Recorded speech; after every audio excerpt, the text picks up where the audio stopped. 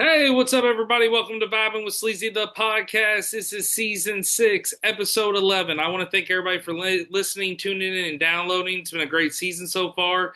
My last episode I did with Tina Kaysen was fantastic. Got tons of feedback, tons of love. So appreciate everybody and all the J-Town support that got around that episode. So Tina and we had a really good time. I also want to shout out AJ Thomas. We are about 90% done with vibingwithsleazy.com, the website. It's perfect. I love it. 10% is left of just something we're trying to import.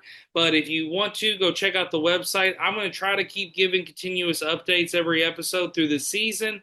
But hopefully by the end of the season or this summer, the website will be perfect. So check out vibingwithsleazy.com. And that's also a place where you can always check out recent episodes, past episodes, and you can get updates on the podcast. So my special guest for episode 11 of season 6 is Will Robinson. How you doing, brother? Hey now, feeling good, feeling great. How about you? Oh, doing great, doing great. Love to You hear it. you and I have already recorded a show together before. I thought it was awesome. We got a little bit of your background story, a little bit of our sports opinion, kind of got to know each other. You have become a very good friend. We both have very busy lives. We try to stay in touch when we can, and I'm really glad that we have become friends. I feel like Will is one of the top guys I can talk to about sports. He also is somebody that can bring a lot of sports knowledge to the show. So this show will be very sports predominant, and then we'll be definitely talking about a couple other things. So let's start off with your thoughts. Before we dive into the NFL season, which I want to get your recap on a lot of stuff, is how do you feel about Pat Kelsey and Coach Pope? How are you feeling about both of them and what they're doing so far for U of L and UK basketball? Uh, I think I think they're both. Well, let me say for Pope, I think that I know it's been a little shaky lately, but I think he's off to a pretty solid start, in my opinion. And I know UK fans, you know, you want to win everything, but I think he's been pretty solid. But Pat Kelsey, my God, to turn a program around the way he did, I'm just super hyped for myself and the city of Louisville because as you move around now, you can see like the energy shifted a little bit. People are excited to be U of L fans again. Again, the games have more fans in the stands. And he's doing his thing. I think I told you on our last pod, he reminds me of Sean McVay from the Rams. And I love his energy. I love how he gets the guys geared up, how they play for him. But most importantly, I love our athletic director. And I'm excited for the direction of the program.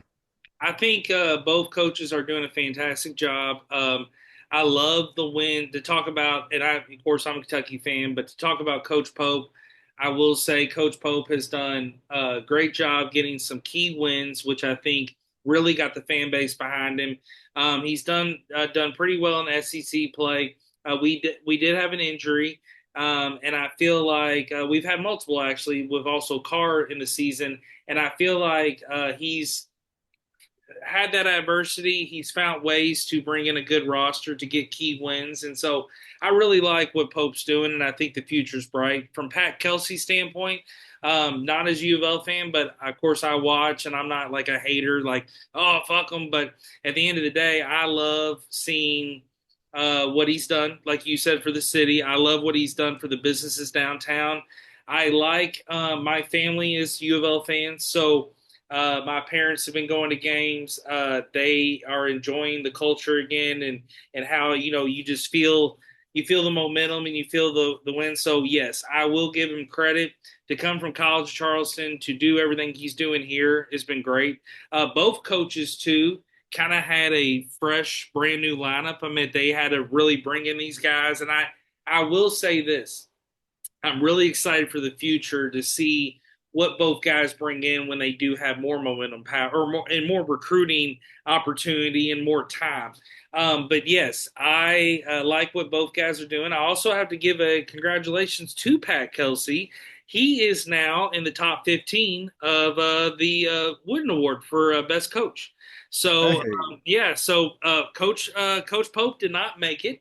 Pat Kelsey, yes, he is in the top 15.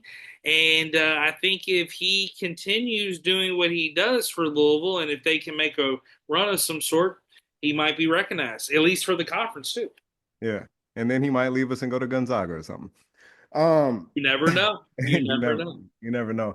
Yeah, to crack the top 25 again is a proud moment. I was at work today and me and some guys were, kind of talking trash. There was a couple UK guys and then, me and a couple U of L guys and one of Which is the the most fun thing to do in this city is to talk shit with it, your friends. no, it is.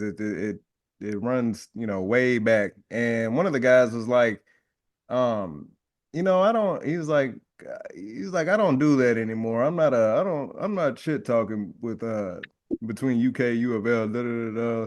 I'm not one of those fans. I'm like, yeah, I'm trying to reignite the rivalry. We're back lit. It's Okay. up. We're in the Okay. top 25. I'm talking shit the whole way through as many times as I had to hear our banner came down and all that jazz. It's over. You know what I mean? I wish we could play again. Yeah, I But yeah, will yeah, say I'm this. energized. When I was when I was a kid, I was really diehard. My dad would take me to U of L games. I'd be wearing the other team's colors. We'd be playing Army. I'd be out at Papa John's Colonel Stadium in damn camo. My dad's like, God damn it, why do I bring you these games? But eventually, as I got older, to show him a little respect, I might throw on a solid tee, like a solid black or maybe a solid red. But I've always loved my Cats. I'm always bleed blue.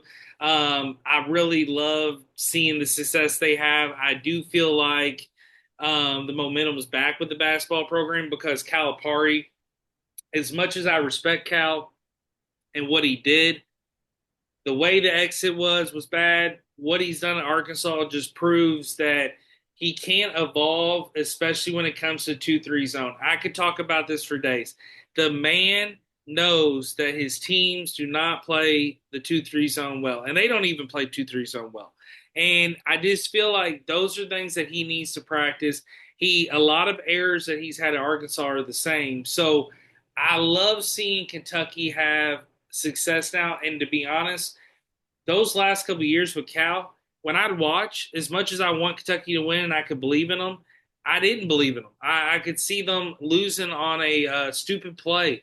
Now, even though Kentucky's not been perfect this year, I have more hope every time I watch a game. I believe, like that Vanderbilt game recently that was at Rupp. Before it even came on, I was telling my buddy, we're going to win huge. It's not just out of gut feeling. I'm seeing the way this team's playing. But this team has to be more physical. They are young. That's something they definitely have to improve on. I think from U of L's standpoint, I think U of L's offense is great, and I think that they're doing well. I think their main thing, which I think is a lot of teams, just defense they got to work on. But I do think another thing I'll compliment Kelsey about. I do like that he plays with the team. I've heard that he actually practices with the team and kind of tries to run Yeah. simulation and run plays. I think that's important. Yeah, he's one of the young guys and fits right in. Let me tell you what I do like. I really like the impact that the NIL has had on college sports in general because it makes the dance way more fun. 100%. Um, and also I think it helps Kentucky in this sense, in that there's not a ton of pressure coming into it because you're not full of first round draft picks necessarily as you were in the past. And then B, all like the teams as a whole throughout the NCAA are just more balanced. So you have more of a chance, I think, like if you're locked in that day that you play to just beat everybody. Like I don't think anybody can be too much more superior, right? And I think just uh, execution is what it's going to come down to in the dance. As far as U of L and our problems, we're just still we're not uh cohesive enough. I think like just throughout history, our teams usually play together for a long time and then really start clicking. Like the good ones start clicking like year 3, year 4 when we have like a nucleus that we've been building around and all that stuff. So I Agree with I that. think I think moving forward, as Kelsey gets and keeps his guys in there, I think the rest of the NCAA should be on notice. Oh, 100%. And I think you make a key point. NIL has been very important, and I think it is important. These players do need to get recognized. These deals that are happening for these college athletes are super cool. A lot of companies are getting creative. A lot of athletes are getting creative. Uh, from the standpoint of marketing, it's just really cool to see that. I like seeing a college athlete win. Some of these college athletes have so much success at the college standpoint, they won't make it pro. They won't even have that relevant career. They might make it pro, but they might only make it to the G League or whatever. The things you can take opportunities on now, this is the time. And so I'm really happy too for a lot of college athletes to be able to look back on their career. And no matter if they made it pro or not, if they got to live in this time, they can say, hey, I did earn some money. Hey, I did get some recognition. I did get the respect. And I think it's also a way to look back and you had a better run.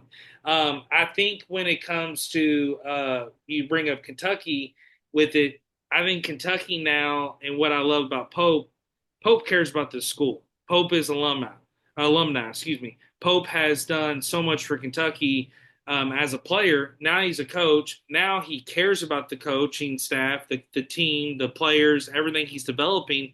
So I see him using this now and bringing in talent that wants to play for Kentucky, that cares about Kentucky. And Cal was not good with this. See, Cal was against Kentucky sports radio. Cal was against a lot of local establishments. He didn't do the backing. There was literally a guy that I believe wanted to do like uh, had a sports memorabilia store or something like that, or a sporting goods store, wanted to bring in the team to do autograph signings. I mean, players would have made thousands of dollars. The school would have made thousands. Cal wouldn't even return his damn call. So no matter what your situation is, you have to put the student athlete first, no matter if you're some rich coach or not. So I love what I think Kelsey and Pope will do from the standpoint with money, and it will make everything winning and a program again at both schools. But I'm hoping both teams can make a run, but I really do think Kentucky can be really strong in the SEC tournament. But I will say this is the toughest SEC year I've ever seen for basketball. It has been No, incredible. it's certainly serious. You said something there that I hadn't really thought of before, which was a great point, which is certain players really are just college basketball stars. So like Oscar Shibwe, right? Mhm. Um, he was a UK staple and an Oh, yeah. incredible human being, the whole nine. So it almost seems unfair. Like we all knew he wasn't probably going to have success in the NBA because of his size, not because of heart or determination or anything else. Right, rebound maniac, and so it does feel good knowing that he got his check while he had the like he was not only recognized but compensated for what he meant to UK while he was there, especially knowing that he'll probably be bounced around G League and overseas and stuff like that, I you am know. happy he did find a spot in the Pacers organization. Now he is with the Mad Ants, their G League team. Like you said, he could be moved very quick in those situations. I'm happy for Oscar because the people that made him money, like the piggyback off what you said, and the people that gave him that feel of like he's the star here, he is Mr. Kentucky, while he is a present day player. Those people are more in tune and more likely to be a Pacers fan just because of location. We have a Right. lot of Pacers fans to that Kentucky Indiana tie. And so that is where Oscar was very blessed. And hopefully he can keep, even if he's with the Mad Ants, hopefully they're in Fort Wayne. So hopefully he can still get some fans that still love him. Because that is one thing I will say about Kentucky and Louisville. They are loyal to their past players. I mean, you can bring out a past player that played in 1968 that had four toes and he averaged 4 points a game. He's the only player alive from the team, and it's like Bucky Larson comes out, the shooting guard, and the literally the women are flashing their tits, people are throwing roses, men are like I wish I could play like him. It's just Yeah, people, these, we are so loyal to our former stars. So that's the one thing. If you can make it as a college athlete, especially in this town or in Lexington, you'll be remembered forever. No matter if you were the worst player in the NBA ever, you literally averaged 0.1 points per game. They will literally throw roses at your feet at Rupp Arena or at Yum Center. absolutely. Yeah, that's why I can't wait till we or when we get in our NFL takes. I do a lot of caping for somebody, and I feel like I'm empowered to and have the right to, and it's because of what you just said. Something else of note, I don't know if this just happens with me, but I also kind of revere UK players after they leave UK and they've been in the league like for a little minute. It's like because I have more of a almost like a viewing relationship with them because I've Mhm. seen them so much. You know what I mean? And when you watch somebody battle and you're rooting against them, it's especially where we live, it's very unique because Louisville's probably split UK U of L fans. Right. So when you're at the bar or the restaurant and there's people cheering on both sides, you're watching these guys, put their all on the line.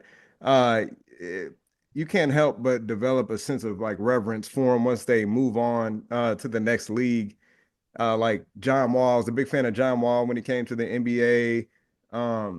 Not so much AD, but just Shea, just a ton of other UK Devin Booker. Um, yeah, I mean, obviously we could go on for days with UK players, but I definitely, I don't know, feel like a relationship or a connection with them as Oh, well. oh, 100%. And I think the thing too that you could say, something that I like to watch. Of course, we both love our star players doing well.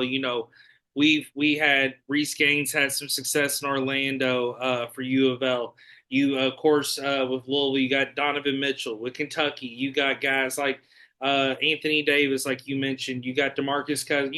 You have guys like John Wall. You have guys that have had some success, but a lot of players that I like following were those guys that were sleepers, and you didn't know if they were going to make or not. I loved watching Jody Meeks, Patrick Patterson up in Toronto, Keith Bogans for the Rockets. Like those, Terry Rozier.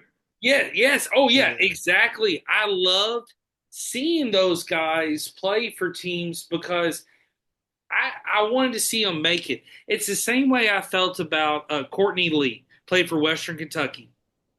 Here's the deal.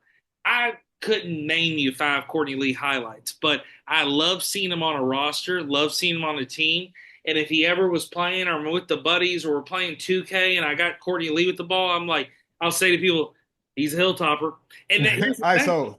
Yeah, I love it. Yeah, ISO. Let's ISO for the hilltopper here. And the thing about it too is the same thing with the tight end for the Rams, Higbee. Every time Tyler Higbee gets the ball, I'm not even a Rams fan. I'll be with a group of people and I'm like, that's a Western Kentucky hilltopper guy. It's like, and people are like, okay, cool. No, like I gotta. Even though I don't have any ties to WKU, besides, I feel like as a Kentuckian, I gotta root for WKU. Now, Eastern doesn't really have much of stars, but like, it was awesome seeing Kenneth Fareed for the Nuggets coming from Morehead State and John Murray. Morant. John Morant from Murray. I mean, these are guys that put Kentucky on the map. And what was always cool was like when Courtney Lee played for the Hilltoppers, they went to the Sweet 16. That was so cool seeing a program that wasn't Kentucky or Louisville making it that far. Because anytime we can land as many Kentucky schools in March Madness, if you can land the core six, Murray, Morehead, Eastern, Western, Louisville, Kentucky, that is a dream March Madness for the state of Kentucky. No It matter if is. anyone gets knocked out of the first round, and then if you get somebody like a Kentucky Moorhead first round matchup, fucking state's gonna go nuts. Go Eastern nuts. Kentucky might start burning the half of the state in celebration. Me in the mountains going, oh my God, it's the best game I've ever seen. People will be buying cable that never had cable. I'm telling you, if it if those matchups could happen, and see, the funny thing about it though is you take those 49 other states that are around us and they're like, who gives a fuck about Kentucky versus Moorhead? Well, we do, and We do. we want to see the goddamn whole game. We don't care Yeah. if it's 30-0 in the first quarter or first half. I want to see the whole game. So, Right. but no, I'm right there with you. I think it's awesome keeping that relationship with athletes. I feel like my dad did the same thing. My dad, of course, um, a lot of players that he watches, even people that are retired that he'll see on TV, he'll mention like, "Oh, hey, I saw that guy at a golf tournament 22 years ago, and nicest guy ever." Shook my. And here's the thing, my dad never saw that guy again. Never played with that guy. Did my dad had no effect to that guy's career, but my dad's like, motherfucker shook my hand 22 years ago. Yeah. I hope he gets a goddamn trophy right now. And Yeah. so it's just like that is what we do. It's human nature. When you look up to those players, you see another story that, and of course we can talk UKUL forever. This is what happens when you and I talk sports. We can go in, Right. um, and so let me bring up a name for you, and I Okay. want to get your thoughts and feeling. Marvin Stone. Rest in peace, Marvin Stone. Do you remember Marvin Stone doing the 2 year UK, 2 year U of L deal where he transferred from Kentucky to U of L, the center? No, when was that? Was that in '08? Let's see. Oh, Marvin hold on. Stone. Or So was that in that was was it in in '99? yeah, he died in 2008. So he died at age 26 in Saudi Arabia, and he went to Kentucky from 99 to '02, and then U of L from '02 to '03, and then he had a professional career overseas, and I believe actually yeah, he died of a heart attack At playing 26? for the Saudi Arabian team.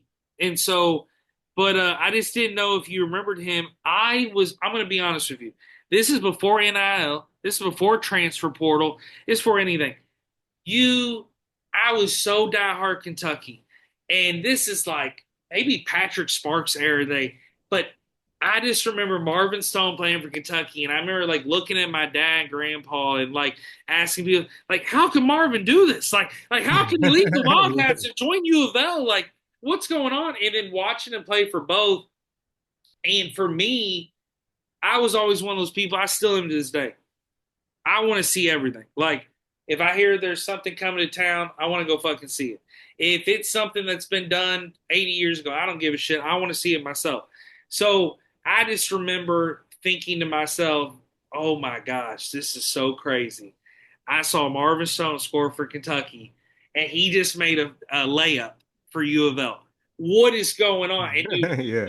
I was speechless, and I'm like, is this legal? Right. I'm thinking like we got to go arrest Marvin Stone. Like this is not legal. What is he doing? Rick Pitino, Yeah. what are you doing? And Yeah. so it blew my mind. And so that is something that rest in peace to him because I respected him a lot as a player. He was a great player, but he he changed the game. I mean, that was unheard of, Yeah, dude. no, that's insane. I bet Rick doing that must have did some work to you. Oh, of course, dude. Because also Rick Rick was an interesting guy. Rick Pitino, I remember going to his basketball camp when I was a kid. And here's the best part. The t-shirts we got, it didn't say Rick Pitino basketball camp. It said Rick Pitino basketball. And I was Huh. like, damn, like this dude just he has his own branding on the basketball. That I went to several camps. Like I played middle school ball, high school ball. I played camps at Hanover. I played camps at different colleges. Like had a good basketball run. I remember the Rick Pitino camps just one you sign up for through U of L Mhm. athletics, and he had different groups, different things. Reese Gaines was actually one of my coaches. They took us out to the little middle clay courts. They're kind of close to the freeway and the speedway and the other fields, and you would play out there. I remember a few players teaching us moves like different ways of like they like to cross over, more of like you got to learn a lot of guard play. But I remember if you were in any of Rick's drills or you were in any of the gym with Rick, your ass better be conditioned because Yeah. like he didn't give a shit if you're an eighth grader who just went there because you like the Cardinal bird. Get your ass on the treadmill. You know, you're he and but the thing about it is no matter what Rick did for Kentucky, what he did for Louisville, no matter all the bullshit he's gone through and done, he has his faults. There's things that I was disappointed in him. There's things that he's done huge. Hey, I mean, he won a title at UK. UK's forgiven him. But the one thing you got to give Rick credit on, the dude can coach. And the dude knows basketball. He knows how to motivate a player. He knows how to face adversity. Did he make it good in the NBA? No. But what he's doing at St. John's is historic. I mean, to change a program like St. John's, same deal like Pat Kelsey. I would put Pat Kelsey and Rick up there with coaches of the year because, like you said, turning the program around. What he's done at St. John's, I mean, St. John's is almost a powerhouse now.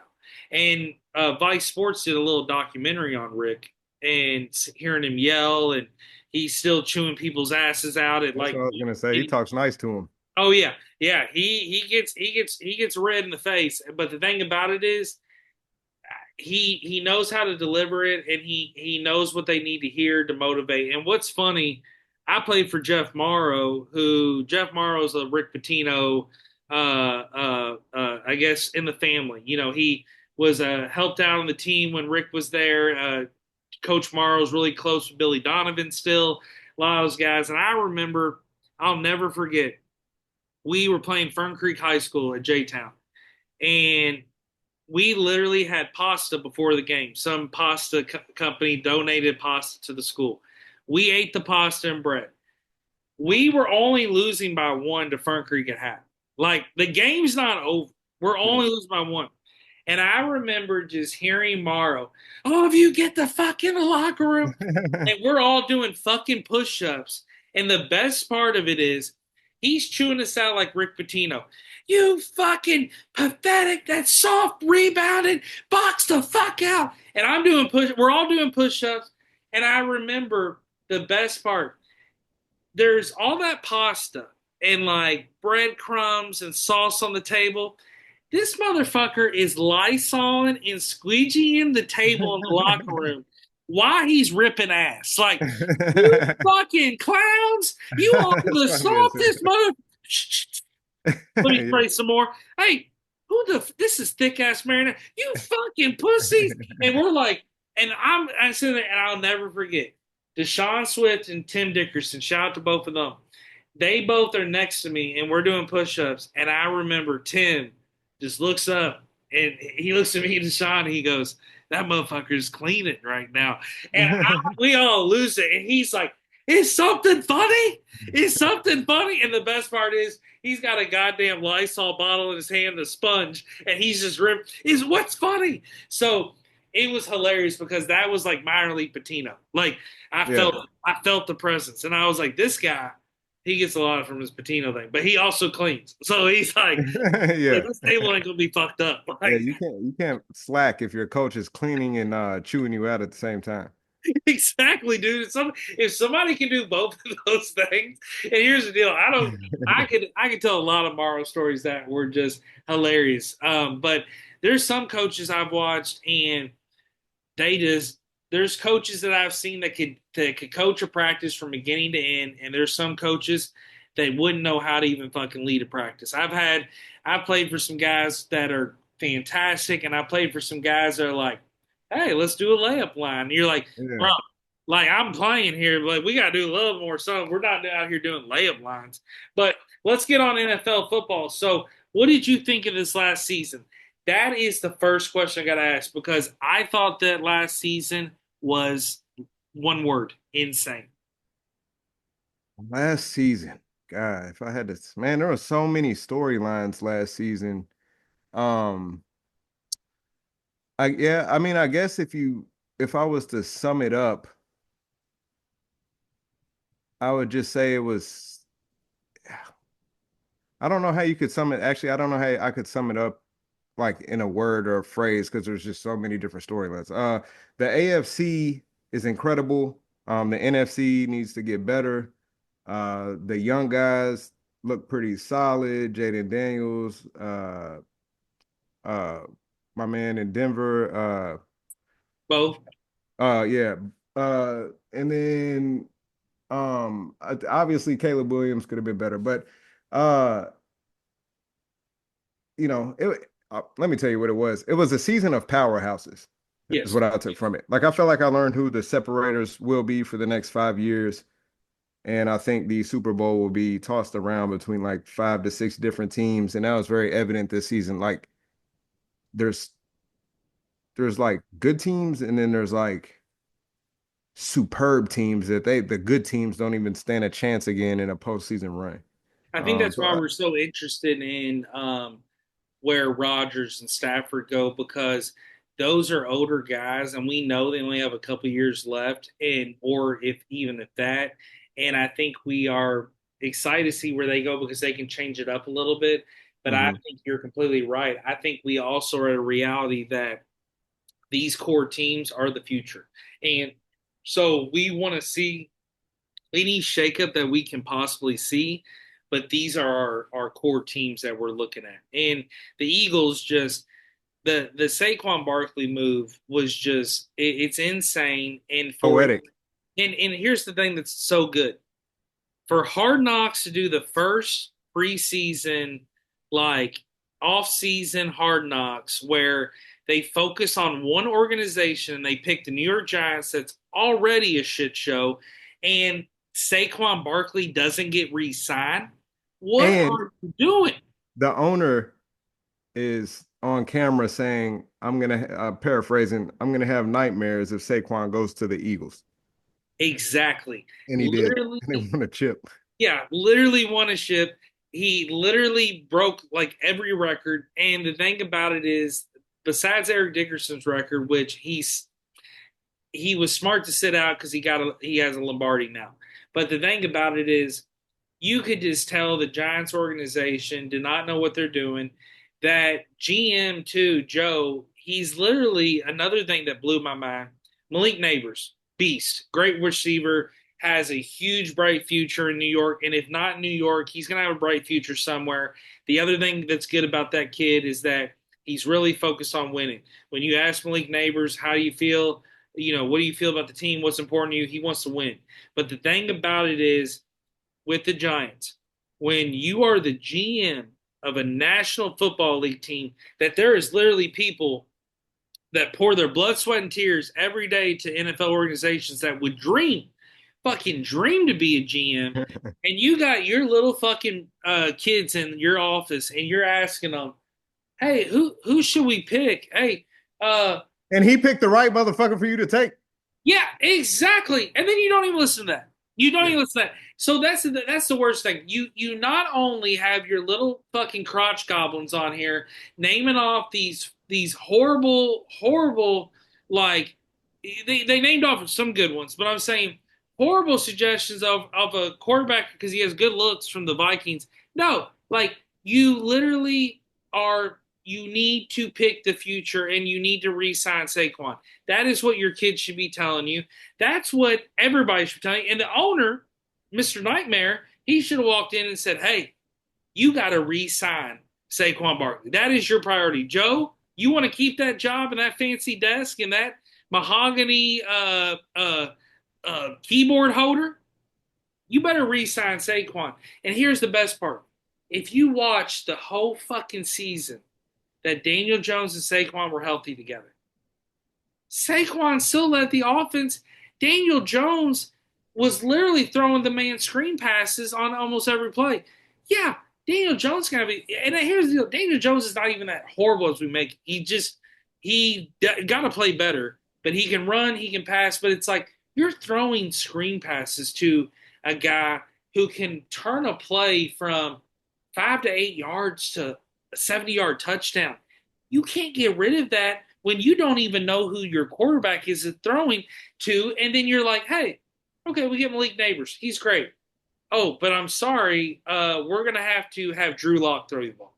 And Yeah. Malik's like, "What the fuck?" Like, so They it's have another thing I noticed this season, especially with the Atlanta Falcons, my team, and just across the board, is that there's also a distinct difference between like the top GMs and then everybody else. yes, In certain moves, I don't understand how I know that that's dumb and then you don't. But back to New York. So I really, and they won a Super Bowl, so this would have been incorrect had he got injured. But I really wish he would have broke the record on the Giants. That'd have been hilarious. And then B, did you know John Mara is the father of the girl from Girl with the Dragon Tattoo and Kate Mara, who's in Planet of the Apes. I had no idea. Yep, that's her dad. And you know what's crazy about John Mara is that he, you know, that man cares about that fan base. I mean, he's been around it so long. That media up there will literally tell you every day how the fans feel about you, how everything feels about you. He, this is where you be a rich guy and put your foot down and say, "Hey, we're keeping Saquon." And I think it would have been hilarious too if he broke the record on the Giants. And I think too, what's great is Saquon just he knew, and like having the other ultimate troll was having Daniel Jones and all these former Giant players in a suite at the Superdome to watch him win. And Yeah, he's that's like, awesome. "Hey, if we can't play together, hey, y'all fucking come celebrate with me." And all those Giants players were like, "Fuck the Giants! Like, I want to come watch Saquon." And so I think that was interesting. And not to bring up your team on decisions, but what do you think about the things the Falcons did when you talk about from a GM standpoint? Some So I crazy wanna. moves. So our GM, his name is Terry Fontenot, and he was the assistant GM of the Saints when we got him, who is an op. So in his short time, let me tell you what he's done. He's, I think he's been there since like 18 or 19 or maybe 21. I don't know, somewhere in there. Since he's been there, he's drafted. I'm talking about with his first round picks. They've all been top 10 picks. He's drafted nothing but skill positions and missed on stars. So he took Kyle Pitts, a tight end, right, before Jamar Chase. Not only is that insane, like obviously we can't predict the future. We know Kyle Pitts was supposed to be a revolutionary tight end and whatnot. However, he's a tight end who doesn't block. And you Yes. took him with like the fourth overall pick. All right. London over Hamilton, the safety for the Ravens, and McDuffie, the corner for the Chiefs. Whilst we had a bunch of lawn furniture in the backfield, we had and have, well, our DB rooms are right now, but we did not have any DBs at the time, none, literally nobody that you would recognize, right? And he drafted Drake London, who's not even a route runner, right? And also at the time, if I'm not mistaken, hometown guy, I love him to death, but Desmond Ritter Oh at yeah. quarterback, right? And he drafted him over Hamilton and McDuffie. He drafted Bijan over Jalen Carter. See, Jalen Carter got in trouble, right? For Mhm. the speeding or for the racing, and then somebody died who he was racing against or whatever, right? He was supposed to go first overall, but that happened. And He was the number one defender in the playoffs this year.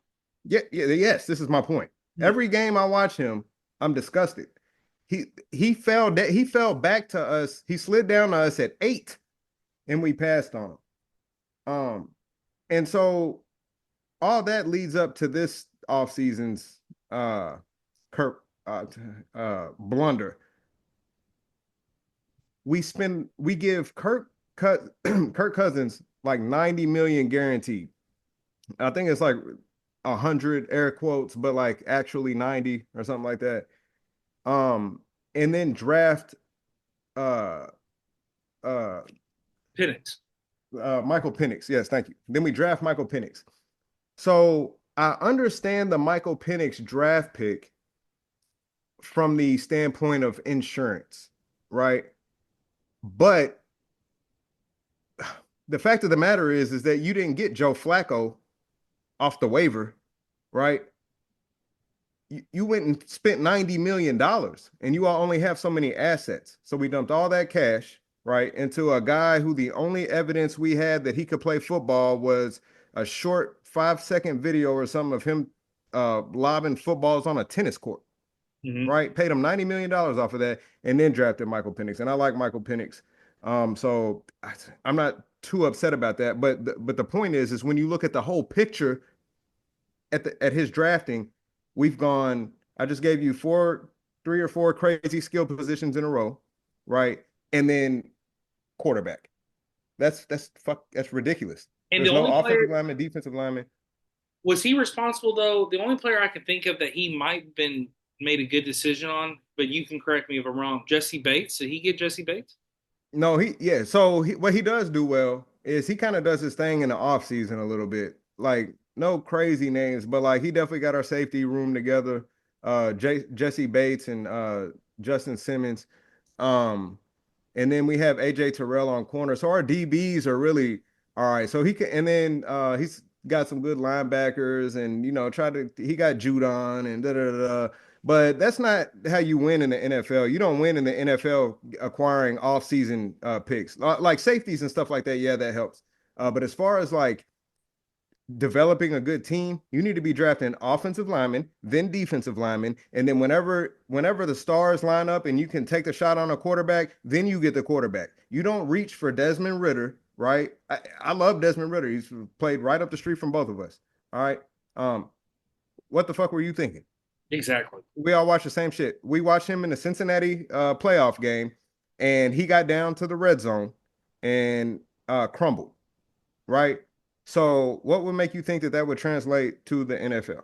And he's not in So nothing in wherever he's gone, it's not translated. I mean, even he's been out in I believe he was the backup there in Arizona or Oakland he's or at Vegas now, I Vegas, think. yeah, Yeah, Vegas, yeah. yeah, He didn't yeah. even do well. He didn't do well in that outing, and yeah, I mean, I like you and I talked about earlier on the show. Always supporting the local guys, the hometown heroes. But yeah, Ritter was not it. I completely agree with everything you're saying from an offensive standpoint. Deal with Drake London. I love Drake London from a standpoint of he had a great year this year. But here's the thing: third year, this is his first time getting over 1,000 yards. That is not where he is supposed to have been at. He should have progressed a little bit sooner. I also see guys that Kirk and Michael are throwing to. Ray McLeod, good receiver, good quick receiver. But here's the thing: those guys are not game changers. And you make a perfect point about Kyle Pitts. Doesn't block. Also had the horrible knee injury, which he can't help that. But you expect him to play more physical and more explosive. No, he's not going to be that same tight end. Yes, he is somebody I still believe can have a good career tight end. I mean, he did play at Florida. He was an All American, but like you said, he's not led up to the hype. He's not Jamar Chase. We definitely know that. And so at the end of the day, yeah, you have a weapon there at tight end, but it's like, what can he really do? And I really think the NFL now, you got to have 2 to 3 good tight ends. You Yeah, got to have a main one and a good like backup one. you really do. And yeah, so when you look at that whole thing, think about it. Our GM he drafted two players with knee history, Michael Penix and Kyle Pitts, which is, questionable to do that one time. He's done it twice. And then it's also questionable to draft any skill position with a top 10 pick. And he's done that three or four times. So, I don't know what we do. But Like on the whole, make it when make you, sense. it Yeah. does, it doesn't. And when you look across the league, that same story's happening with every team. Obviously the Eagles GM is elite. Uh Howie Roseman. He's so elite, the regular fans probably know his name. He's always finessing teams, and you look at the Chiefs, they draft very well. Uh I think the Bills The just I think you bring up the Rams earlier. The Rams do well too. Rams draft very well. I mean, there's just certain GMs. There's probably like six of them, 6 to 8. The Ravens, Detroit's got a great GM. He's won Detroit GM. had Yeah, awesome GM. So there's yeah. probably like six great GMs, and then everybody else is not even playing the same damn game. They're not. They're really not. And the teams that let their family make decisions drive me nuts. I mean, I'm a Bengals fan, and to hear that Brown, our owner, is barely involved and lets kids and grandkids make decisions, and uh, these teams that let random people make the call, and that's what happened in Detroit. Detroit now, I think it's Brian Holmes is the GM. Him getting Dan Campbell, them starting that era, they've got the Fords out of the picture. From the Fords still own it, but I'm saying they're not making all those calls. When you can get like that's the whole reason Cowboys have issues. Jerry Jones has too much input on the team as the owner. When you can take the owner out of the picture who cares about the money and different things, and you bring in people that actually know ball and know the pieces to put together, it makes sense. But like you said, there's guys that constantly self-sabotage themselves, and especially even at ownership. My Bengals, they have a horrible reputation owner because he don't pay. That's why T. Higgins is about to be franchise tagged one more year, which, yes, am I happy to have him? Does he want to stay in Cincy? Yes. But it already shows the future of what contract negotiations are looking like. Yeah, we locked down Joe Burrow. We got to lock down Chase. We got to lock down Higgins eventually. We got to lock down Chase Brown if he keeps being well at the back. Another team talking about in your division, the Carolina Panthers. Worst owner. He's the worst owner in all of Oh, football. he's awful. Threw a drink on somebody. Oh yeah, absolutely Or was terrible that human, Jackson? terrible coach. But he's just a bad. He makes bad deals. I mean he's ruined relationships there. And the thing about it with Carolina, I'm so happy for Bryce Young. It's unbelievable. I'm not a Panthers fan, but I love seeing that he's believed in again. He played a really great second half of the season last year. People were wanting that guy executed. Like they were like, fuck this guy. No, he is literally turned around and see, they just signed Andy Dalton to be his backup for 2 more years, and they paid Andy Dalton like 10 million. People are like, well, that was dumb. No, Bryce and Andy are super tight, and Adam Thielen's coming back. You got a couple rookie running backs over there, but the deal with Carolina is that their coach will do a lot of sabotaging and make a lot of decisions that you get completely baffled on. The same deal with the Tampa Bay Buccaneers.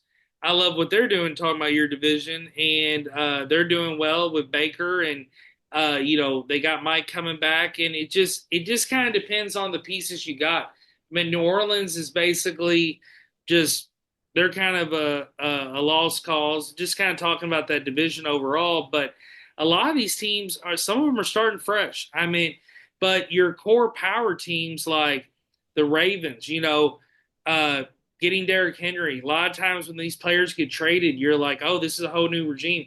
He just took off with the bang for the Ravens. You got we've talked about Saquon, but Joe Mixon for the Texans. He's been incredible. That's a horrible division. That Colts, Titans, Jacksonville, Jacksonville, Tennessee. just bad. It's just bad. But Joe Mixon and those players coming from other divisions have changed that up. That's why I think as sports fans we just love trades. We love free agency. We love movement because we want to see how can it change it up. How can it change our division? That's as a Bengals fan. That's why I'm so intrigued about. I fucking hate the Steelers. I will say it loud and proud. Fuck the Steelers, but Yeah. I want to know who they're going to have a quarterback. I want to know what they're doing all over offensively. I know the defense is going to be good. Tomlin's a defensive coach. They always bring the defense. They got Watt. We always know it's going to be a physical game against Pittsburgh. But I want to know who's going to be that quarterback. Who, if you bring in a legend, you going to bring back Rush. You can bring. So it's there's just a lot of mystery in that. And then the other thing that is going to be key that I think we're not really talking about. We're so hyped on their present day, like Jay McDaniels, Bo Nix, like you mentioned earlier. But what about these sophomore years? Are the sophomore slumps going to hit, or are they going to be stars? Caleb, perfect example of Chicago. I love the new coach he's got. The Lions offensive coordinator, Ben Hmm. Johnson going there. That's Yep. huge for Caleb. That's probably saved Caleb's career. Right. But Caleb's got to take advantage.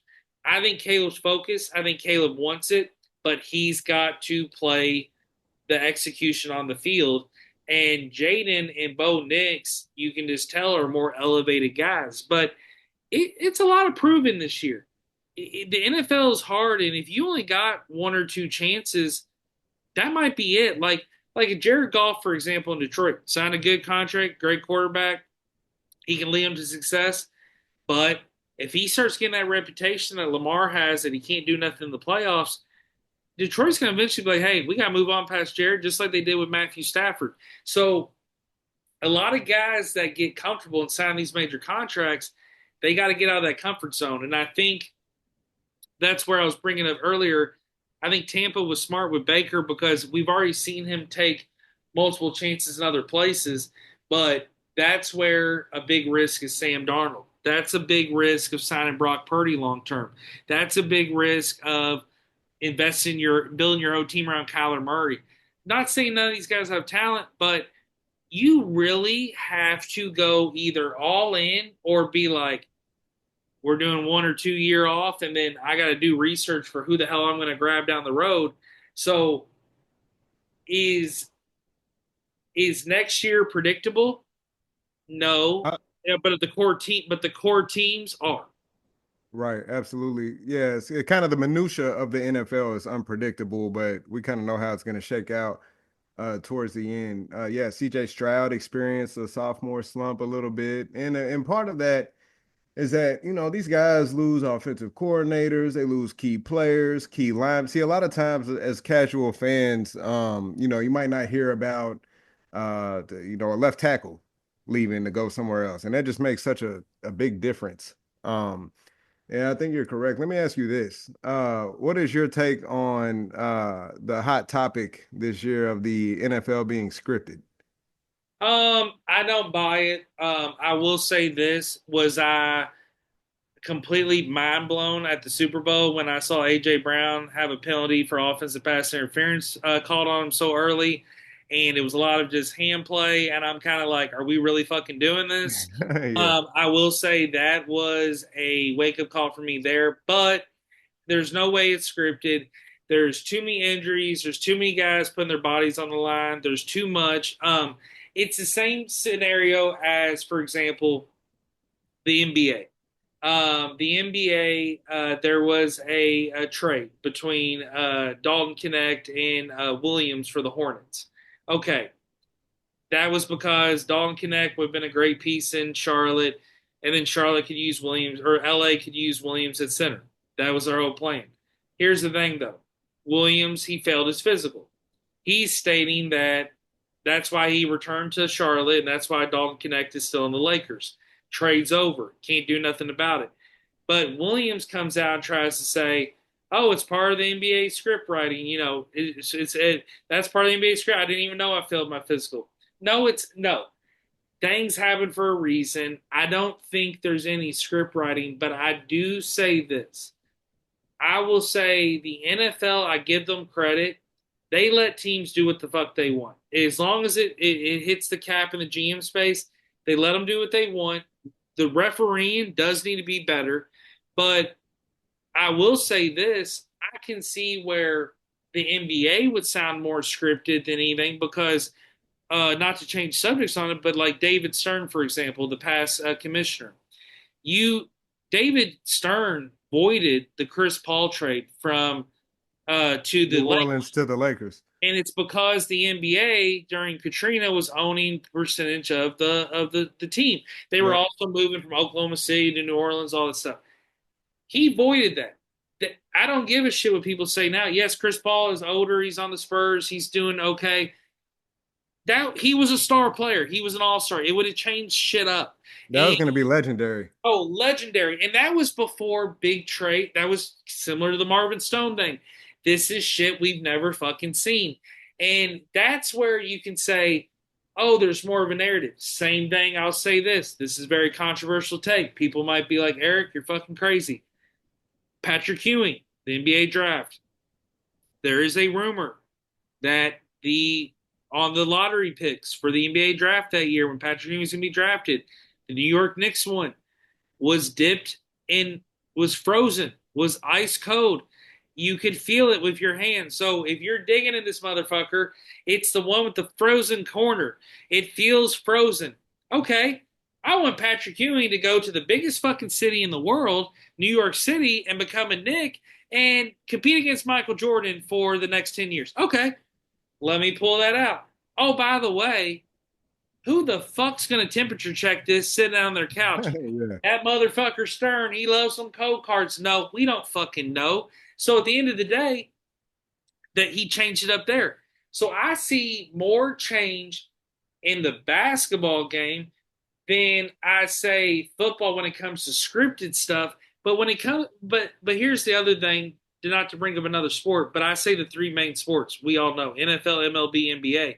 When the MLB, something they're wanting to change.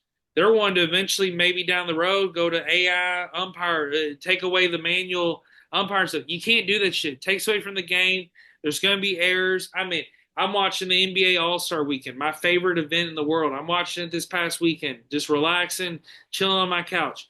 The goddamn shot clock wouldn't work on 4 different plays for the Rising Stars game.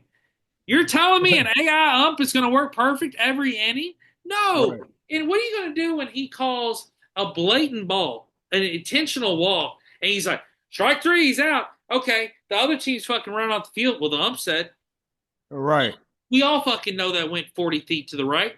Well, I don't care. The AI ump said this. So it gets to a point where, excuse me, that's where script writing and script things can be a conspiracy theory and be thrown in the mix. But when it comes to NFL, I just will say this: I just think the refereeing's got to be better. I think we also have to.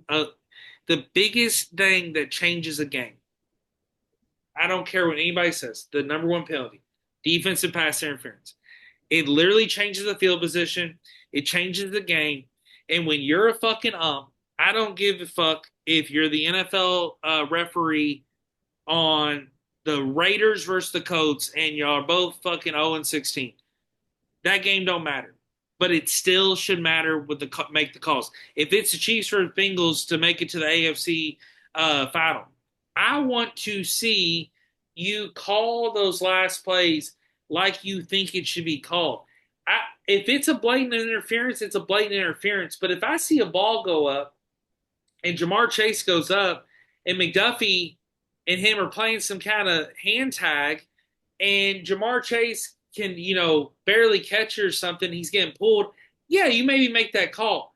But even if it's my guy, Chase, and he maybe bobbles the ball out of his hand, you can't call it on McDuffie just because there was somewhat of a disturbance. So we have to take that into account because when you move field position, it's an automatic field goal. Guys now are kicking the ball 70 yards out of the damn stadium.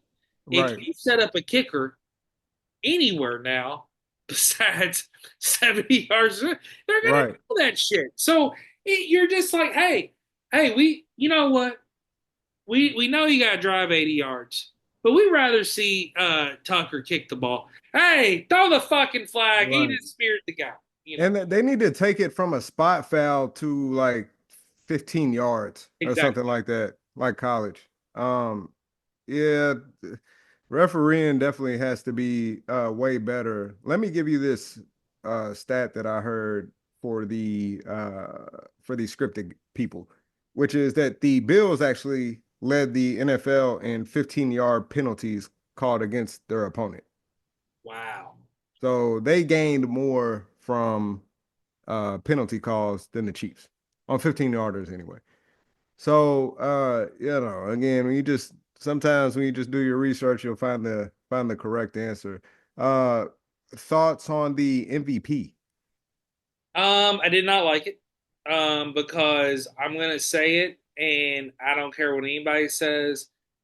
Number one, the better quarterback of anybody was Lamar Jackson. Lamar Jackson was his stats alone were blowing out Josh Allen's, and I don't give a shit if the Ravens lost or not. I'm not even a U of L fan. I'm not even a Lamar loyalist. Lamar deserved the MVP. Second thing, say from a quarterback standpoint, the person that should have won the whole MVP though is Saquon Barkley. The way I thought this order, and people are going to be like, "Oh, here we go with the Bengals fan," but I'll say this: the way the MVP order should have been this year should have been Saquon Barkley, Lamar Jackson, Jamar Chase. You're telling me right now, Lamar Jackson, who had better stats than Josh Allen this year, rushed the ball better, didn't win it just because he lost that one playoff game. Then you're telling me Saquon Barkley, who almost beat Eric Dickerson's record that we've never seen, and literally beat ever and would have beat it if he got to play, doesn't get in the mix besides third place. And then you're telling me Jamar Chase, who just triple crowned the fucking NFL on a losing team? What? But Josh Allen gets it. I think it's the same thing I'll say. And there's people out there, I love Tony Romo. He's besting out. No, Tony Romo was on a glazing fest this year. He was sucking off Josh Allen Oh every my single God. year. Oh, It was Josh. awful. Oh, I fucking love you, Josh. It got to a point where I thought Tony Romo just wanted to take Josh Allen and Mahomes and have a threesome with them. He was so in love with them. Oh, Pat. Oh, Josh. And then Yeah. like bring up Lamar in the mix, even in the game where Lamar's playing one of those guys, and you still are not hearing the recognition. And I'm like, this guy Lamar is throwing passes that we have never even fucking seen before, and running the ball. Just stop. And excuse me, that's where the media and these teams are all this obsession with Josh Allen. I don't think it's there. And I will say this: I used to argue with this guy. Shout out to Austin, this dude that's a Bills fan. He lives in L.A. He literally will argue with me all the time. Josh Allen's best, better than Joe Burrow, better than Joe Burrow. No, what has he done? Yes, he can run the ball. Yes, he's physical. Yes, he's the big guy, but he's not done much. And then you also act like he was forced to have like such bad guys. No, he actually had a great receiver group this year, a great tight end group. Everybody gets so focused on that star power of you lost Stephon Diggs, it's over, Josh Allen's done, the Bills are done. No, literally, I would take Shafir over Diggs any day of the week, and So it's crazy. Stephon Diggs towards the end of last season, or his last season with the Bills, teams weren't even doubling him anymore. Exactly. There's a reason they got rid of Stephon Diggs. So the claim of drop off was crazy to me. Uh, and you make a great point. A lot of the a lot of the topics of conversation around MVP were about how Josh Allen was playing with nobodies. Shakir was going crazy. You know what I mean? Shakir was Cook unbelievable. Cook was going crazy. He had over 1,000 yards rushing. One of the MVP voters, Dan Orlovsky, whom I love, you know what I mean, he's a voter. Got right on ESPN and was like, uh, there's never been a guy to do X, Y, and Z and not have 1,000 yard back. He's doing that. So he should be MVP. Lamar should be offensive player of the year. Sir, he did have 1,000 yard back. At the time that you said that, had 1,000 yard back. And you have a vote? And I fuck with you, Dan, but you're tripping. And then also, the last three quarterbacks to win offensive player of the year also won the MVP. So if And you have Dalton Kincaid that blocks. Talking about blocking tight ends, Dalton Kincaid blocks and catches. and catches. And when you use the logic that was used to select Josh Allen, I don't know how you end up on Josh Allen because if we're using wins, like so, a lot of the season it was Josh Allen versus Lamar, right? And to your point, we could be watching a Lamar game and Tony Romo is bringing up Josh Allen in a weird way, playing Lamar down, and all of that has effects on voters and stuff like that. They're hearing this while they're watching the game. It's the only broadcast uh, that you can watch the game on. But if we're using the logic that he won a couple more games than Lamar, well then Patrick Mahomes should be MVP. He actually took a bunch of lawn furniture to the Super Bowl or to the playoffs because the vote Exactly. happens before the postseason. So he actually took a bad team to the playoff. He's playing. He started out the season with Carson, a running back whom none of us have ever heard of until then, and then got Kareem back mid-season. His star wide receiver, Rice, got hurt. Hollywood Brown was out most of the season.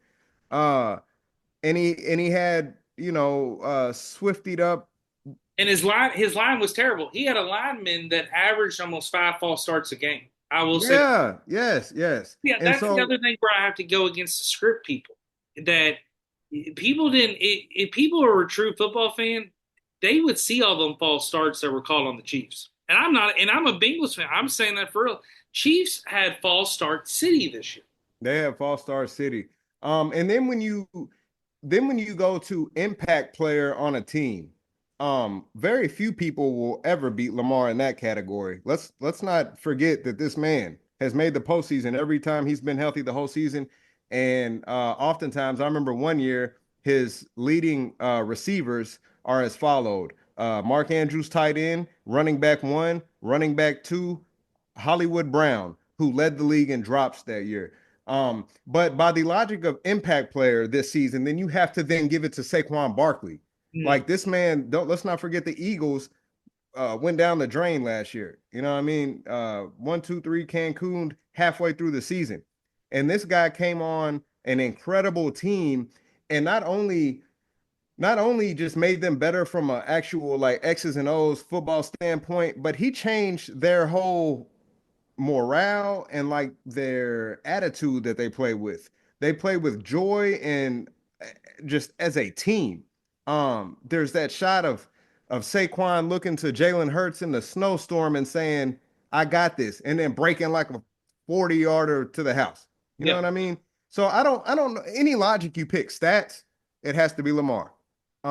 Playing without, then it would have to be playing without combined because they were doing this playing without combined with wins. Then I don't know how you don't end up on Patrick Mahomes. exactly. Because don't you hear that argument so much that people are like, "Oh, the MVP should go to the guy who won the most games." Mahomes, though, did not have an MVP year at all. This is probably his worst year he's had in a long time. You're, but yeah, he won games. So we got to make it we got to make a definition and dictation to what is MVP level, what's not. And if it gets, and here's the thing, if it is not winning games, I'm talking about for any sport, we got to really look back to see what guys really were the core MVP people. It's kind of back to the Hall of Fame. Something I just had to vent to get off my chest. I'm a big pro wrestling fan. You know, you and I actually connected our first time at a pro wrestling event, Mhm. and somebody who the word Hall of Fame gets thrown around a lot, and we hear that all the time. Oh, he's a future Hall of Famer. Oh, he should be in the Hall of Fame. Oh, he is in the Hall of Fame, but shouldn't be. Everyone has an opinion of who should be in the Hall, who should not.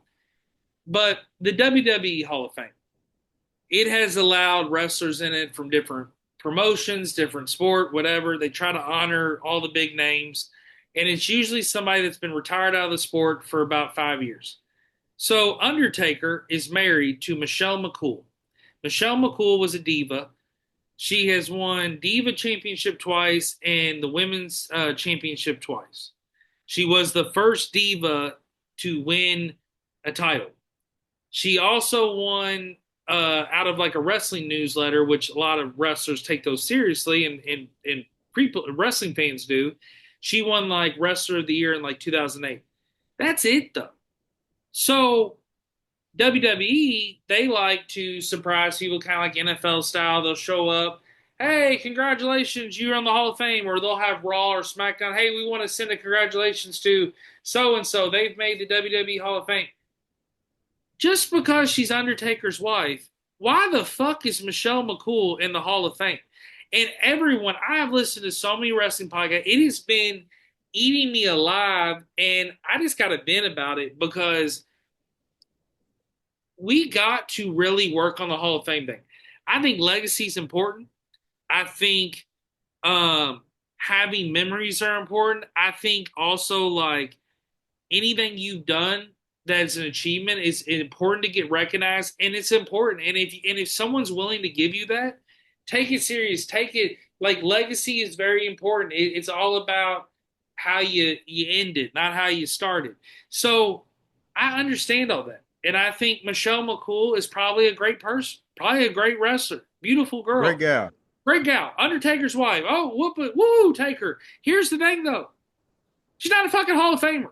Right. And there is so many women wrestlers that I bet were like, what the flying fuck? But also, it's a problem. They probably can't speak up because it's goddamn Taker's wife who makes, all the calls behind the scene, probably. And he has his new podcast, so he's trying to stay in the wrestling mix. So here's the thing. I understand you want to show respect to one of the legends and say, hey, your wife was the first, and they're probably going to hype it off this. First diva ever to win it. Good for her. But that's not Hall of Fame. It's the same situation as there was a player that played for the St. Louis Cardinals. And I'm going to pull up his stats because I actually had it up today. And his name was Willie McGee. Okay, Mhm. played for the St. Louis Cardinals. He actually, when the Louisville Redbirds were part of the St. Louis Cardinals farm organization, I believe he even was down at one time or came or did a rehab stint or something. But okay, listen to these stats: longtime Cardinal, played on 5 teams, 4-time All Star, World Series champ, NL MVP, 3-time Gold Glove Award, one Silver Slugger Award, 2-time NL batting champ, St. Louis Cardinals Hall of Fame. Okay, I understand that. Cardinals legend. He did all that for the Cardinals, won an MVP, won a World Series. I love Willie McGee. Willie McGee's great. Had 2,200 hits. Great career. He's a coach now, probably helping tons of youth and developing players. But he don't deserve to be in the fucking Hall of Fame. And if Willie was sitting here right on the couch with me, I'd say, Willie, you were the fucking man. That MVP year was dope. You're the man. I hope you're remembered in St. Louis that they put your fucking face on the arch. But you don't deserve to be in Cooperstown. And it's not because I'm anti Willie or oh you suck. No, some people don't deserve it. Willie McGee is the Michelle McCool of this WWE Hall of Fame. And I'm I sorry, actually Willie, but I just gotta say, I actually like to gatekeep the Hall of Fame as well. I think if I remember correctly, the NBA has like the most proper Hall of Fame as far as who but it's they like a let in. basketball one, isn't it? Well, yeah, it's like a Yeah, whole basketball yeah, Hall of Fame, and I think that one's all right if I remember correctly. But I'm with you, and I can't stand, first of all, the politics that go into the Hall of Fame, like with Terrell Owens, for instance. yes, And then this is kind of a one-off because on the whole, I agree with you. We need to really gatekeep the Hall of Fame for the real deal special players, which again is why I'm upset about the MVP because you made a good point, like with memories. Like MVPs mark stellar seasons. Like so when we look back on Josh's, so you're gonna have to give a long explanation. Like, well, see, he like won 10 games and then like he was like da da da da. But with Lamar, you could be like, yeah, he led the league in every statistical category by a lot. Um, but the outlier is I think Eli Manning should have made the Hall of Fame. I think he should have been first ballot. And the reason is because like I think Philip Rivers should not go to the Hall of Fame, and I think Matt Ryan should not go to the Hall of Fame. They didn't win Super Bowls, although they were phenomenal, statistical studs. Uh, the thing with Eli is that he took down two of the greatest teams in NFL history when it mattered most, and he's Eli Manning, so it made it way cooler, right? He was a wild card team, um, and he's he's like knock off. Oh, I can't say knock off Peyton, but like he's like the dweeb who nobody expects to go to the Super Bowl, and he went, which is an achievement in and of itself, right? Then he beat an undefeated Patriots team one of those times. Like he ruined history. yeah. And then the other Pats team he beat was incredible as well. And I I just really because you only get one chance to be first ballot. So like what they did with Terrell and I think what they're doing with Eli is complete bullshit. And on top of that, Eli also low key has like crazy stats as well. But that man beat two of the greatest teams in NFL history to grace a Super Bowl, and Oh, he's and fucking he was great. Eli Manning. And he played on the same team. You didn't see a lot of movement. You didn't see him giving up. He also played out the Giants all the way to the end. Like I have a lot of respect for Eli. I think he deserves it too. Something else I have a problem with the Hall of Fame. It really, really bothers me, and this is just because I'm a sports nut. I'm obsessed with sports, clearly, but Okay, kickers and punters. They deserve more spots in the Hall of Fame. And this is the reason I'm going to say it. There's a kicker that played for the Minnesota Vikings. He actually played during Randy Moss's early years with Chris Carter and stuff. Gary Anderson. Gary Anderson literally was like the all-time NFL scoring leader in kicks. He's done it all. I mean, actually, let me just pull him up just for example. I just want to show him real quick. Gary Anderson, the kicker, like the guy is 65 and he was from South Africa.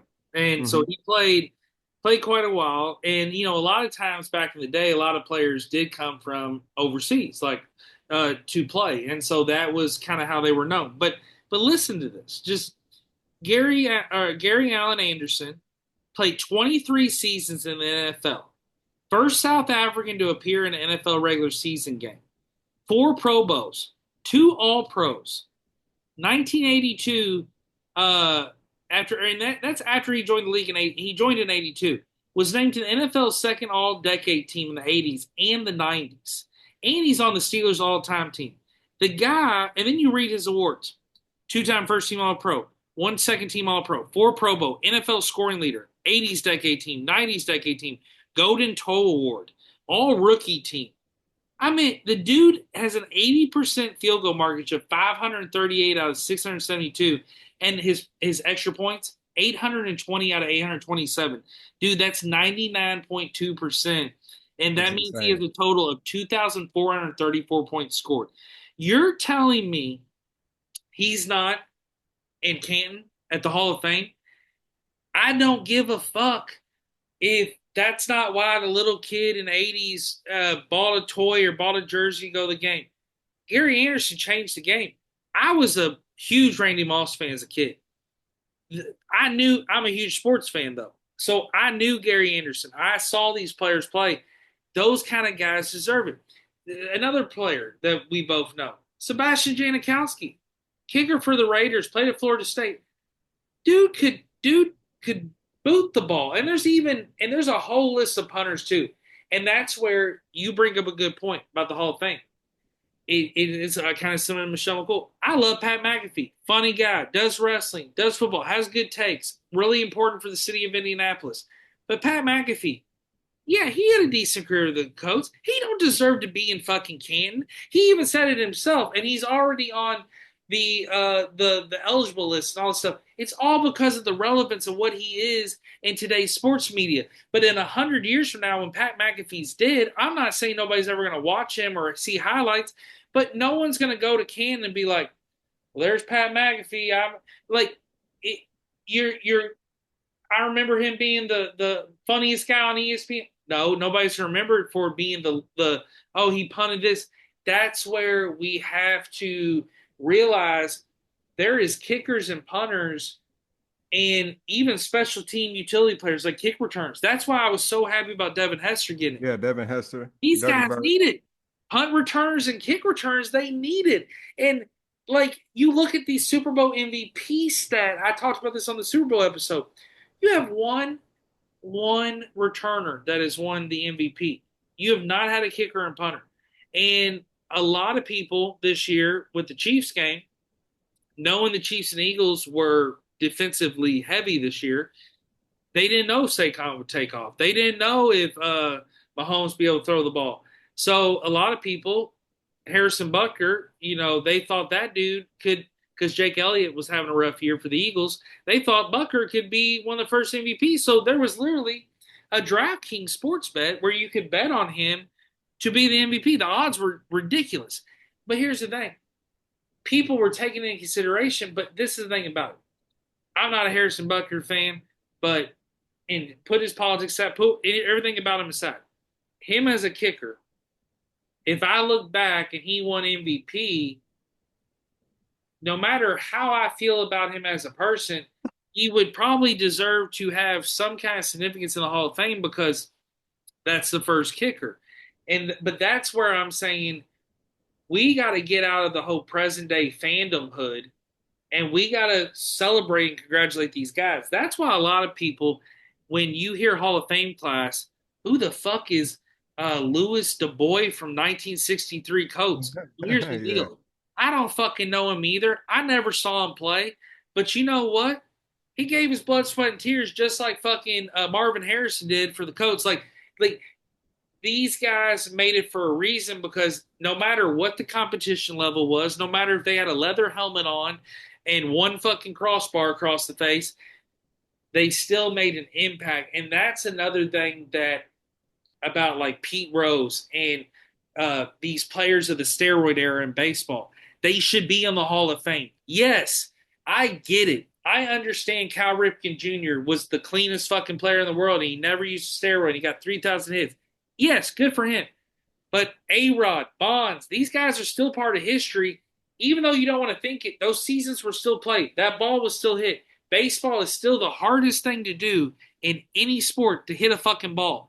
And to do it on the level they did, no matter if they got some juice in their arm or not, you still got to propel the ball. I've seen fucking bodybuilder dudes that couldn't even swing a fucking bat. And they're juiced out of their mind. Does that mean they need to be banned from Canada? They're going to hit 500 runs? No, they don't know how to hit the fucking ball. So these guys, that's where I think a lot of these Hall of Fames, they forget it's all about the history and it's about the impact these guys made. And that's why Pete Rose, that's why a lot of these players need to be in it because it goes back to hypocrisy. Pete Rose, we're fucking gambling on every game. I can literally gamble on the fucking Gatorade color of the Super Bowl, and you're telling Pete Rose, who had 4,000 plus hits, more than Ty fucking Cobb, can't be in the fucking Hall of Fame and he's fucking dead? Like, get your fucking head out of your ass, you commissioner, you hypocritical Robert or fucking Manford, you fucking idiot. Like, Manford, fucking get your head out of your ass and quit being a hypocrite. And all these fucking Hall of Fames quit being a hypocrite. Like, I think you can they, boil it down to like I think we've overcomplicated the Hall of Fame. Like the Hall of Fame is you should be able to walk into a metaphorical hall, or they have real ones, so you can do that too. And then when you come across somebody's bust or a plaque or something like that, it should say this person's name.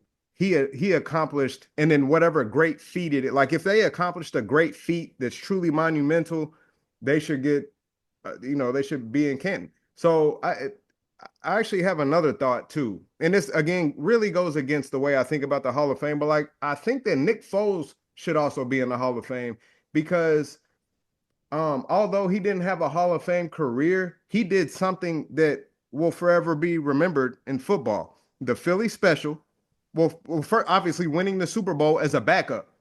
That's insane. That needs to be remembered forever. And then when he did it, he styled on them and called the Phillies fucking special himself. Like, no, any of his career you won't remember, but that will be remembered for the remainder of time. And to me, that's what the Hall of Fame is about. It's like a hall where you go and you observe these awesome feats, like you said with Danny DeBoy or whatever. Like, yeah, I don't know who he is, but I bet you if I look him up, he better have, did something really awesome, like relative to what was done in the day.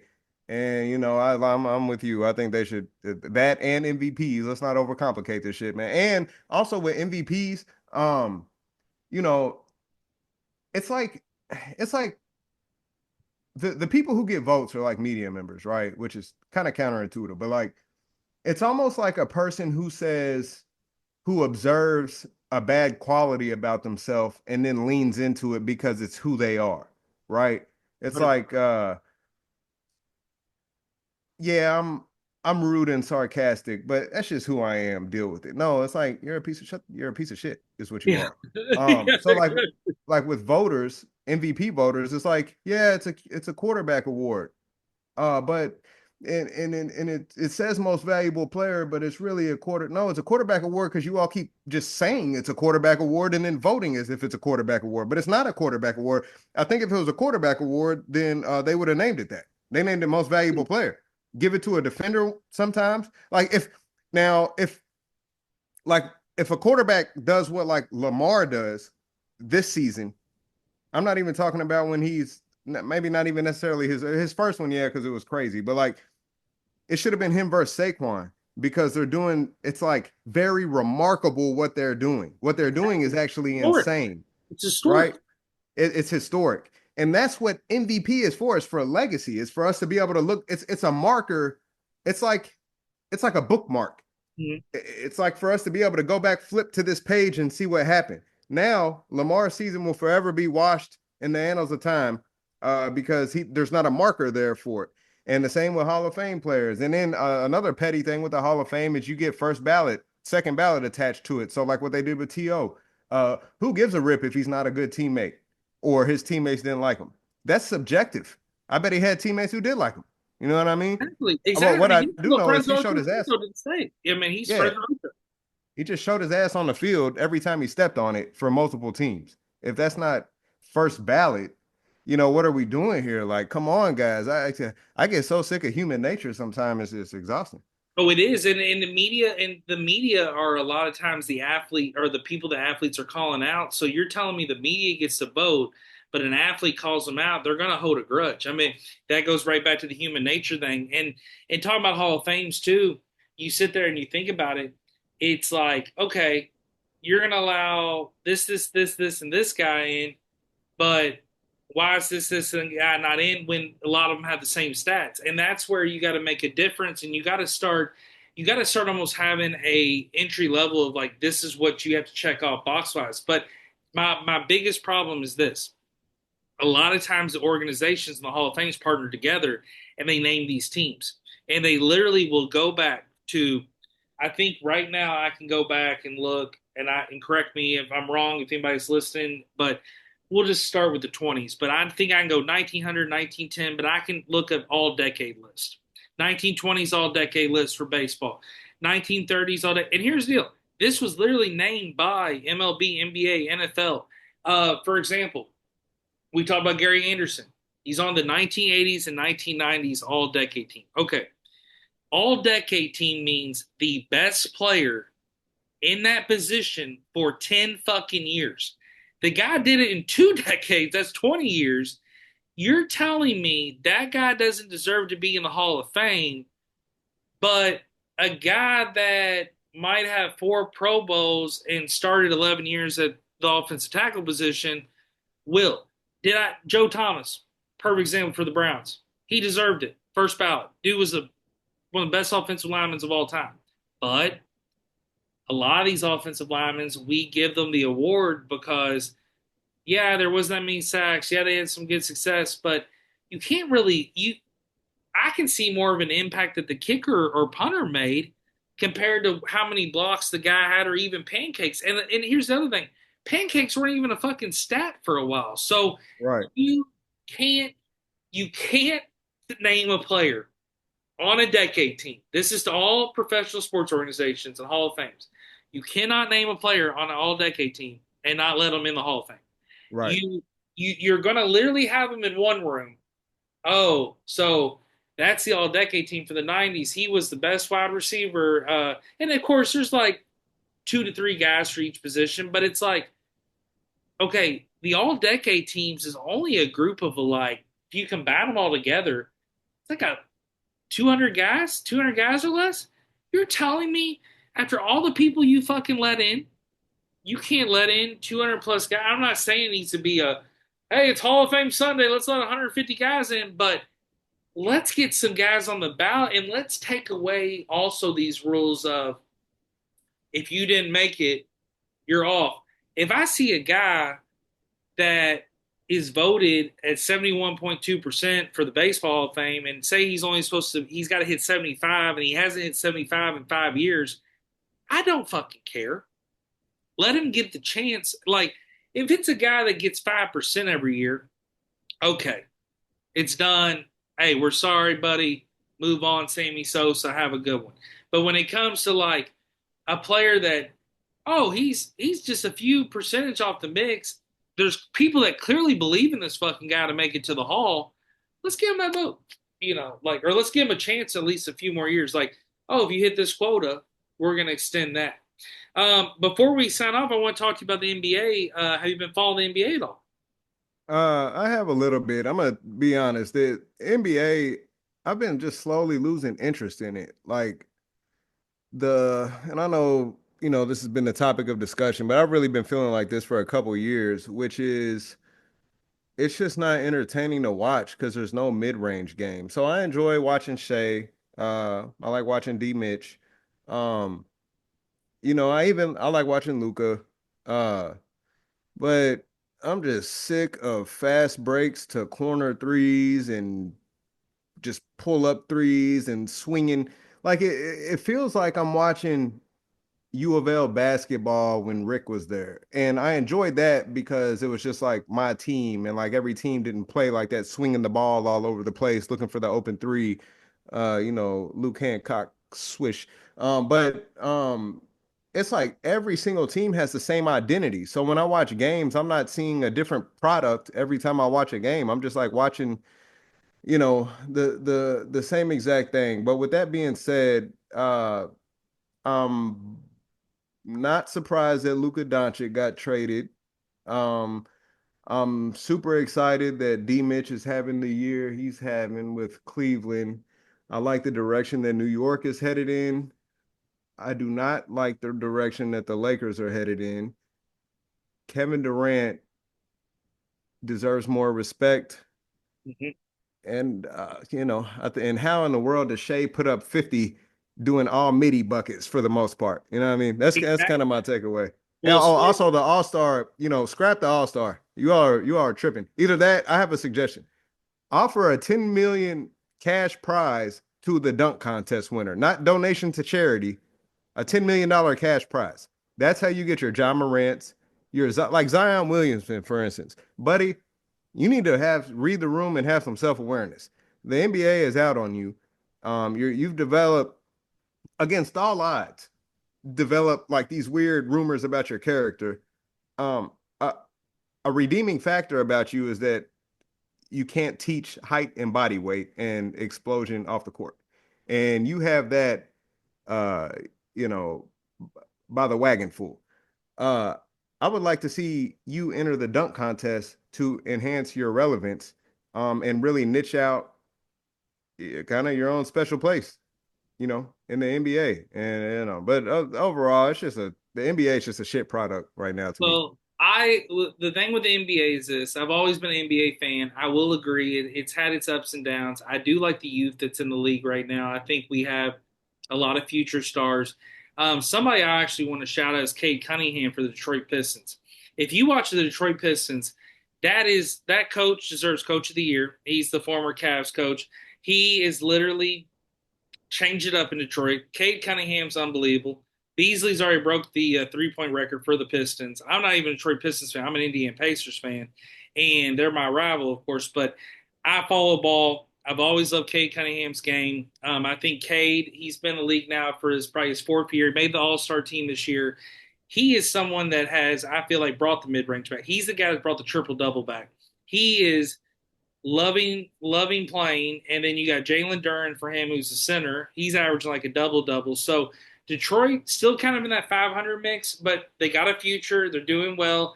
I like what Indiana's doing. I love Siakam. He was an All Star this year. I think he plays great. I think him and Tyrese Halliburton really complement each other.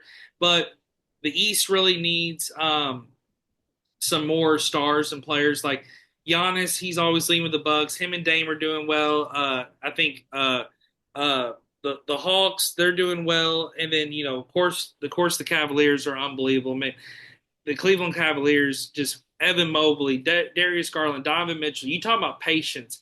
Those guys have been patient in organization, and it's paid off. The West, Luca with the Lakers, I don't think it's going to work. I don't think it's doing well. I'm not a huge supporter of it. I think that they're just not meshing like they should. I think AD, once he gets healthy, he can do well in Dallas. I think Dallas.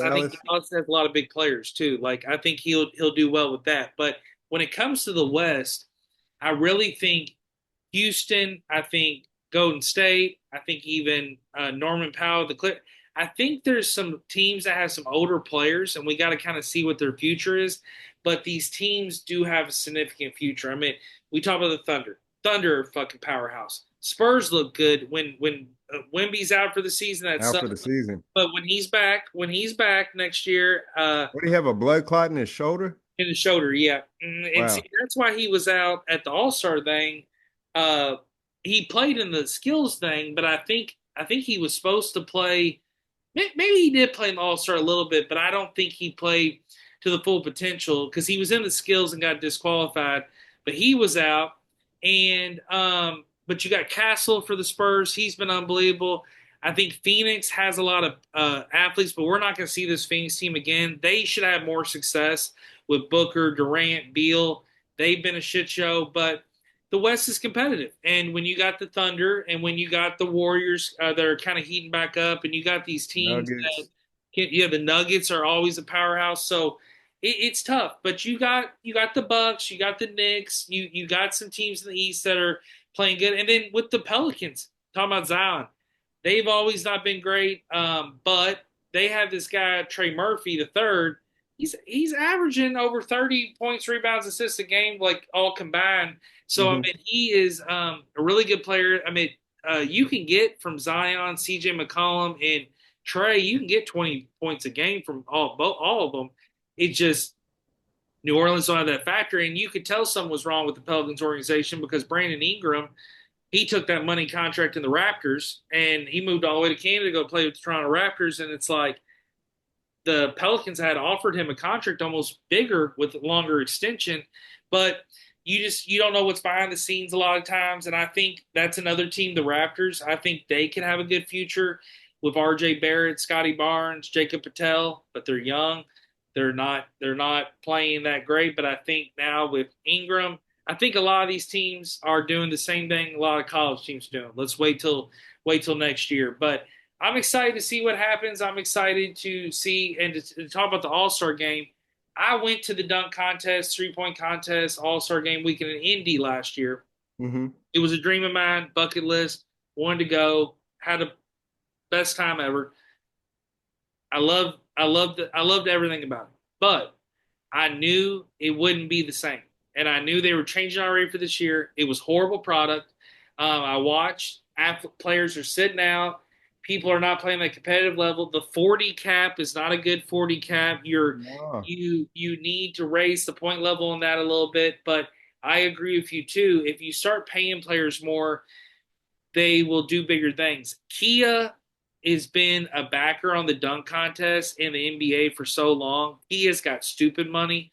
If Kia would get their like when they have the car out there for Mac this year, if they did that with some of the bigger stars, it would be huge. And it's going to be in LA next year. This is the time to really, seal this with the kiss. Let's make this fucking big. But what have they already said? Well, we're going to just start the All Star Game festivities an hour earlier now. Okay, cool. 5 o'clock Eastern time in LA instead of 6 o'clock. But we're still need a change and involvement in the product. And there's no reason I should be watching a tournament between all stars and I see a G League team out there. And here's the thing though, I'm not a hater. I want every person that professional, get your recognition. This is your fucking time to shine. But you're not a factor. Rising stars. Yeah. You're not an all star. You're not an all star. It's All Right. Star Weekend for a reason. And then what about like, so in the MLB, is it correct that whoever wins the All-Star game gets home field advantage Yes. in the World Series? But one player gets picked from every team. You could be the fucking Rockies and have 12 wins, but you will have one player that the MLB and the Players Association and the people vote. You'll have one player from your team. So every team has one representation, not in the Derby, not in any of the like softball, goofies, and all that. When it for the game, you have one player. So that's why a lot of times team like you'll see fans on social media that are like, "We're dog shit. How did he make the All Star?"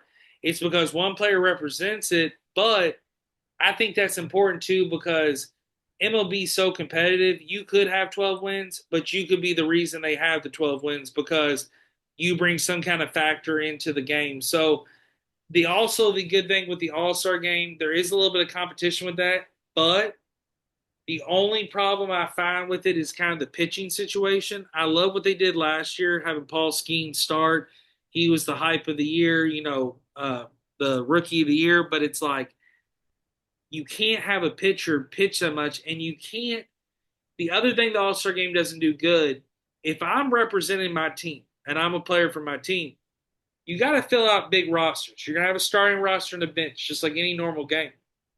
But if I'm representing my team, put me in the ninth inning. If you don't think I should start and I'm still here, everyone should get to play. So that's another thing that when I view it, you're saying to me as a fan, American League versus National League, best team gets home field advantage, all this stuff. I want to see every player that represents the National League play. That also should be fair. You went there for a reason. And number two, I understand you can't do it from a pitching standpoint. That's kind of where you should make it kind of like we were talking about the Hall of Fame. Name off all the pitchers, give them the recognition and credit, fly them out, let them be there. But let's be for real. Let's have a reserve for just recognition, and then let's say we got a 9 inning one game, and some of these teams don't want their pitcher pitching one whole inning. Give me 9 guys that can go per inning. Not saying you have to, but these 9 guys have to play at some point. Sort. They got to pitch one pitch. And if they're all stars, why is that a problem? If Right. every person on the fucking team is an all star, it shouldn't be a problem. And that's where I get into other sports where it's like, if these guys are considered an all star, do it. And that's where you you see these guys with the injury reserve, and you see these guys that go through these things where they get called up after a player maybe says, "Hey, I don't want to participate," or "My team made it farther in the playoffs." Yeah, they might be the reserve, but they still got the call because they're playing at an all-star caliber level. And me and Josh Wright talked about this on an earlier episode of this season. You just can't make everybody an all-star. I mean, I could name you off right now, dude, 12 guards in the Eastern Conference of the NBA that should be on the all-star team this year. But Right. you can't give that to everybody. I mean, so you're going to win some, you're going to lose some, but then that's where it kind of gets into the factor of, okay, say Tyrese Halliburton, for example, was averaging 20 and 10. Not saying he is, but say he was. Okay, he don't make the Eastern Conference All-Star team this year. But 15 years from now, he's got only 4 All-Stars, but the dude is the all-time assist leader, or he had this Mhm. crazy career average. Just because he didn't have the accolades, I can't put him in. I mean, same thing with Matt Stafford. Matt Stafford, Super Bowl, won the Super Bowl. Cup won the MVP. But guess what? If you take Stafford's whole entire career before that Super Bowl win, and yes, he's the youngest guy to have all the yards. He's hit every yardage record. But when you look at Stafford, one Pro Bowl. And the Pro Bowl was because the guy got injured and he got called up for it. So, and this is what they say about the Hall of Fame for the NFL. You can't make the Hall of Fame unless you have one Pro Bowl or more. So you're telling me Matt Stafford, Super Bowl, uh, has thrown for like fucking crazy amount of yards, had a really great year. He wouldn't be eligible for the Hall of Fame because he didn't make the Pro Bowl. But it also goes to if I didn't live during Stafford's time, and I'm a fucking football fan, I'm going to look at the accolades and go, why is Stafford in the Hall of Fame? This guy, I never watched him play. It was 20 years ago, but he only won one Super Bowl, and he's threw for a lot of yards. And he played for 2 regular teams. Well, it's Matt Stafford. He was great. He played with Calvin Johnson, Megatron. He did all Take this. my word for it. Yeah, yeah. Take my word for it. It's like that. Back in my day, Yeah. it's like back in my day, Stafford was a boss. Well, Dad, I see Stafford now on NFL on Fox, and he looks old, and he's got a walking cane now. That Yeah. dude was good. Yeah, he won a Super Bowl. How about Drake? Didn't Drake May make the Pro Bowl? Yeah, Like, come on. Drake, Like, yeah, what Drake, what what, what are we doing out here, yeah. man? What are we doing? And that's where I'm saying and the only reason Drake May made it, you're looking at the competition level between a whole NFL conference, and also guys get hurt, and excuse me. And I apologize to the listeners. I'm still been battling allergies, cough past 2 weeks. So I've been saying that on these episodes. I'm getting through it. I'm toughing through it. But allergies this season, snow, hot, snow, hot. It's been crazy. Been at the zoo. But no, I'm exactly what you said. is that it we also have to get away from when a quarterback plays. Well, he's a Pro Bowl quarterback.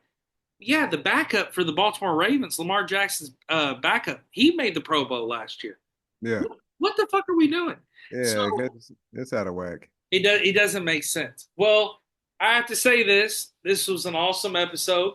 Total blast. Had a blast. Love talking sports with you. I know that you'll be on again. We could talk about this forever. We definitely got to do a sports show down the road. Do your sign off before I do mine. Hey everybody, this is Will. You can follow me on Instagram at Greekamus, and my friend Bert and I are starting a house flipping business, New Landings. Got the domain and everything. So if you or you know somebody who needs to sell their house, or they inherited a house that they don't want to pay taxes on, and all that jazz. Or somebody that got divorced and left with the house, somebody died and they don't know what to do. Have them reach out to me. You can DM me. Again, it's GREEKIMUS. And you can find me on Instagram and TikTok and Facebook. On Facebook, I'm Will though. So yeah. Well, I'm proud of you. I'm proud of everything you're doing. You're doing big things. We talked off air. You're doing huge stuff.